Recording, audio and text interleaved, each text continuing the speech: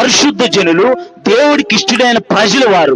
అయినా వారు దేవుని ప్రజల మధ్యలో నుంచి వేరైపోయి మోయాబు దేశానికి వెళ్ళి మోయాబు స్త్రీలు పెళ్లి చేసుకున్నారు.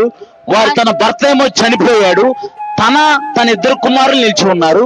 మాహిలోను కిల్యోను ఇద్దరు చనిపోయారు. అంటే తన భర్తను పోగొట్టుకుంది, తన ఇద్దరు కుమారులను కూడా పోగొట్టుకుంది.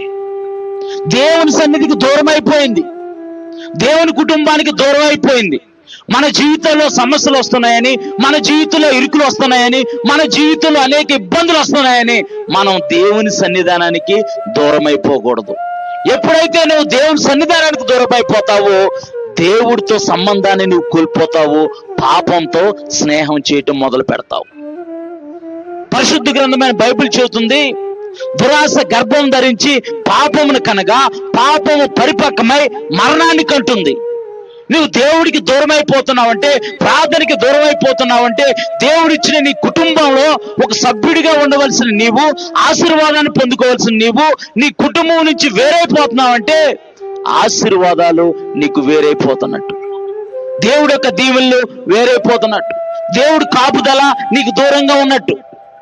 మన ఇష్టానుసారంగా మనం బ్రతికి దేవుడు నన్ను కాపాడుతాననుకోవటం పొరపాటు.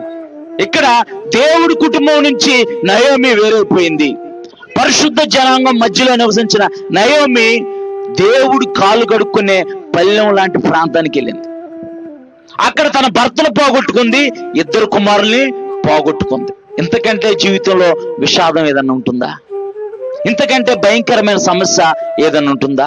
కుటుంబంలో మోగదిక్కు అనేదే లేదు. మరి వాళ్ళ పరిస్థితి ఎలా ఉందో ఒకసారి ఆలోచిద్దాం. మన జీవితాలు విచ్ఛిన్నమైపోతున్నాయంటే, మన జీవితాలు మారట్లేదనంటే ముందు మనం మారాలి.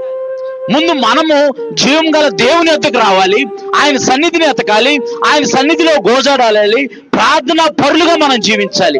ఎప్పుడైతే దేవుని సన్నిధిలోకి వచ్చి నువ్వు మోకాలు వేసి రెండు చేతులు పైకెత్తి దేవుని సన్నిధిలో నీ సమస్య నిమిత్తమో నీ కుటుంబం నిమిత్తమో ప్రార్థన చేస్తావో, నువ్వు కార్చే ప్రతి కన్నీటిని దేవుడు నాట్యంగా మారుస్తాడు. దేవుడు నామానికి మహిమ కలుగును గాక.